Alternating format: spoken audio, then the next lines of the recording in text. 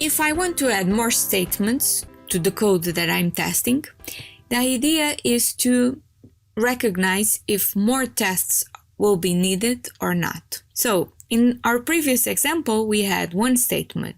Now we have two statements. And regarding these two statements, I'm going to ask you to draw the diagram with the flow between the lines. Okay? So let's take a close look at what is stated here.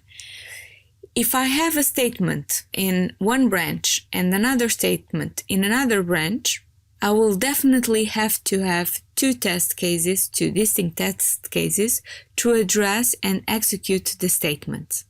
So I need to have at least two test cases to achieve 100% statement coverage. Regarding the decision coverage, I want to address the first one as true, and I can reuse the first test case for that. And then I can have to exercise the output of this other condition as true, and I can still use the first test case for that.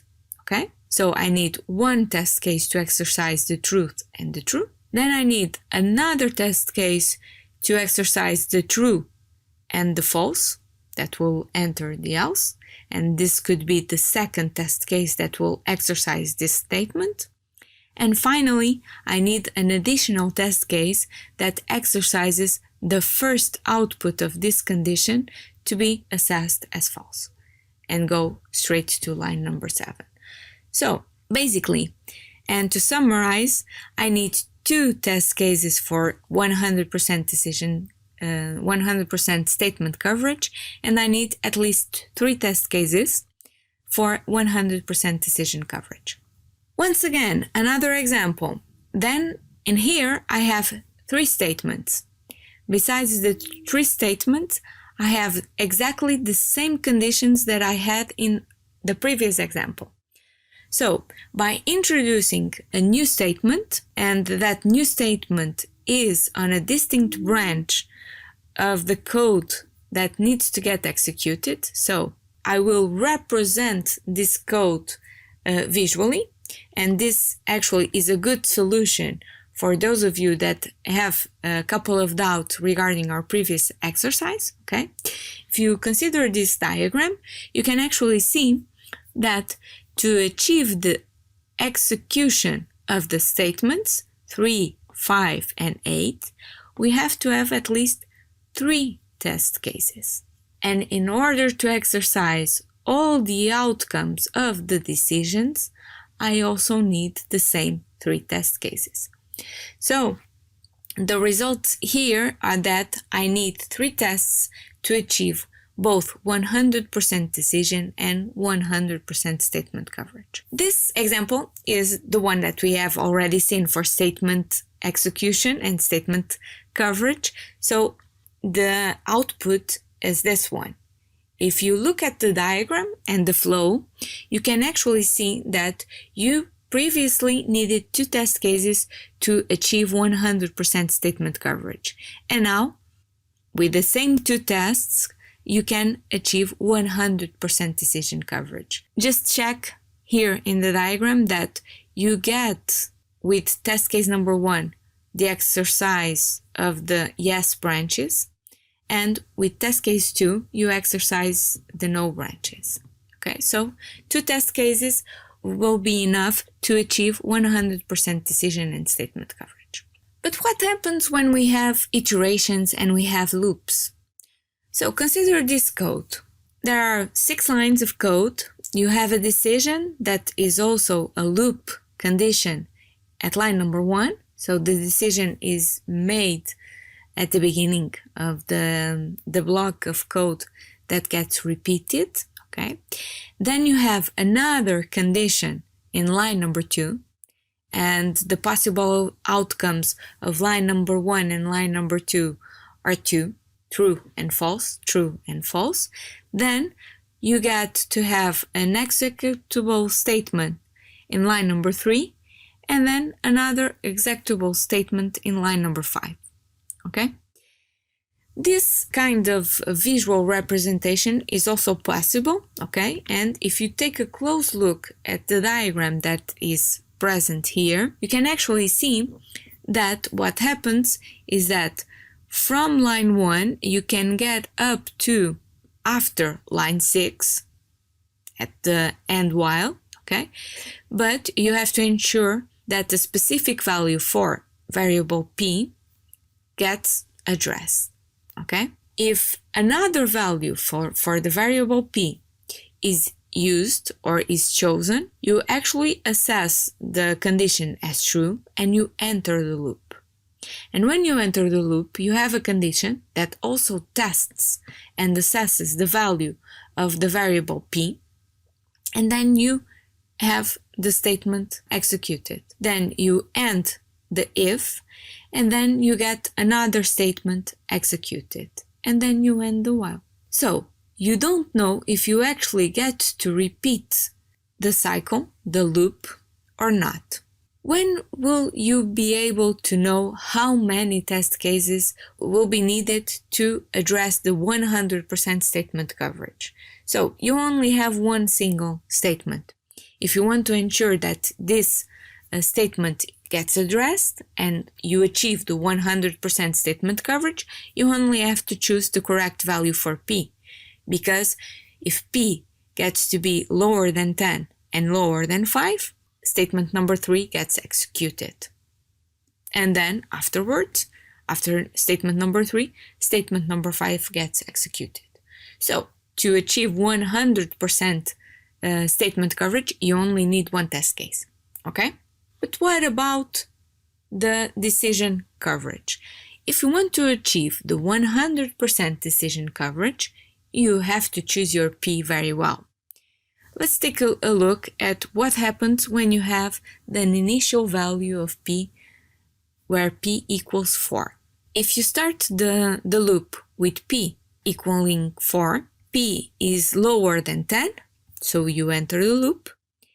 P is lower than 5, so you enter the condition and you execute statement in line number 3. So p assumes a new value of 8 because p equals p times 2. Then you get an increment of 1 in p in line number 5, so p is equal to 9. Then you get to repeat the cycle, and when you repeat the cycle, p equals 9, so it's lower than 10, so the condition is also assessed as true, so you enter the cycle once again. It's the second time that you enter the cycle. P is not smaller than, neither lower than 5, so you are exercising this branch. You get to statement number 5 where p, that is actually 9, assumes a new number, gets incremented by 1, so p corresponds to 10, and then you repeat the condition that starts the loop once again. And when you have p equaling 10 and you ask if p is lower than 10, the answer will be no. So you will be exercising the condition with the other outcome. So this means that when you are considering loops and you are extending the complexity of the code that you are analyzing, you have to take a close look at the code and you have to actually design your test case using specific values that you need make all the sense for specifically the code that you are testing. With this example, it's possible to have only one test case to achieve the 100% decision coverage involved in this piece of code. Let's take a look at another example, okay? This time we have a do until structure. So you have a do, that basically is the beginning of the loop. Then you have a condition assessed, a lower than 20. Then you have a statement in line number 3. Then you end the if block, the decision block. Then you have another statement, line number 5. And then you have line number 6, that is where in this structure the decision is addressed and assessed. So if you represent this structure visually, you will have the 6 lines of code, and in order to achieve 100% statement coverage, so you have to execute line number 3 and line number 5, a single test case is all you need. What you have to ensure in that test case is that the conditions, meaning the variable a, should have a value that is lower than 20. So let's assume a value for a of 10. So if a, that is 10, is lower than 20, statement number 3 gets executed, and then statement number 5 gets executed. Okay, so this happens. One test case is enough for the statement coverage. Let's look at what happens for decision coverage. Once again, the variable in use for the decision that will be responsible for iterating the loop and deciding to leave the loop and continue with the execution of the code is the same variable that you should control the initial value. So, if you choose carefully a value for a, you will find that it's quite possible to, with one single test, once again, to achieve the 100% decision coverage also. So, let's take a look at what happens if we choose an initial value for a of 15, okay?